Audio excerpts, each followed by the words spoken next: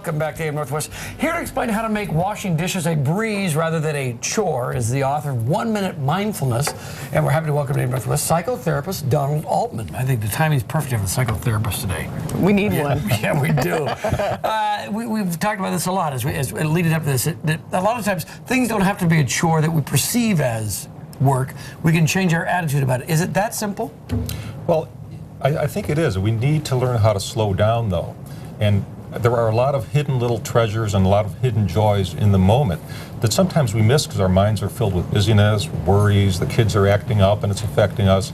And so what 1 Minute Mindfulness is about is how to use our focused attention in this moment to look at the good things in life, and that can be very powerful. So are you saying that then when it comes to doing a chore, that we focus on the chore or that we focus on something else? Well, you know, I think there's two ways to do a chore. And what I'm going to talk to you about here is something I call mindful chorefulness, or choreful mindfulness. But it's about the idea that you can do a chore to get it over with. Let's say washing the dishes, for example.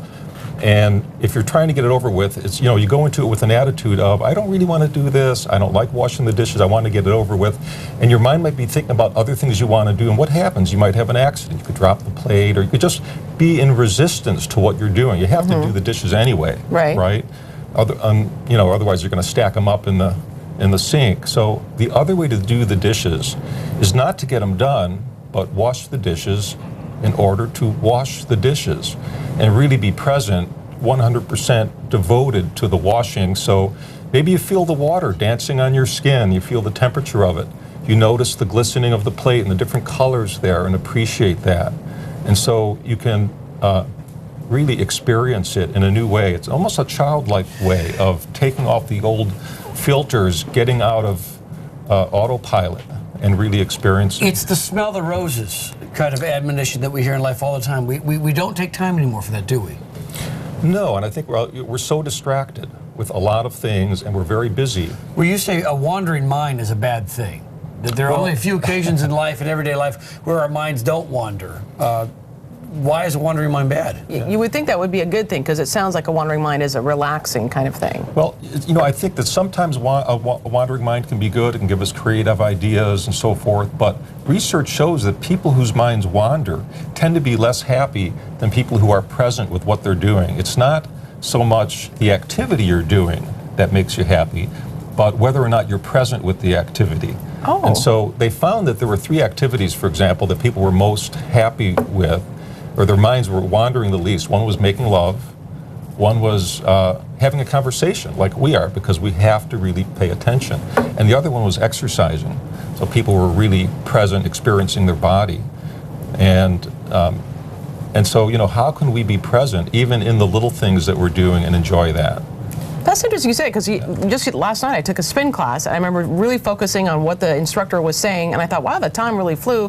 Whereas in the past, my mind would go elsewhere, and oh, that makes a lot of sense. So, really short on time, but how can people then retrain their mind? You know, you have a quick tip for folks that, you know, I've got something I need to do. What do they do to approach it with more of a mindfulness? I think a real nice way to do it is to start a gratitude journal. Oh. And to just think about, what are 3 things that I have gratitude for today? And that will refocus your attention toward good things instead of thinking about the hassles of the day. And if you, at the end of the day, write down 1 gratitude, 1 thing you learned that day, and 1 thing that was delightful for you.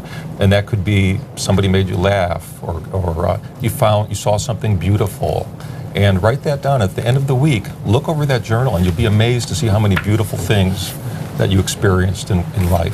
Very good. Well, we appreciate it. Folks know that you're going to have a class tonight, or a talk anyway. It'll be in Oregon City, and that's on St. John's Adams Street in Oregon City. We'll have the information on our website at katu.com. Thanks so much for coming in. We appreciate it.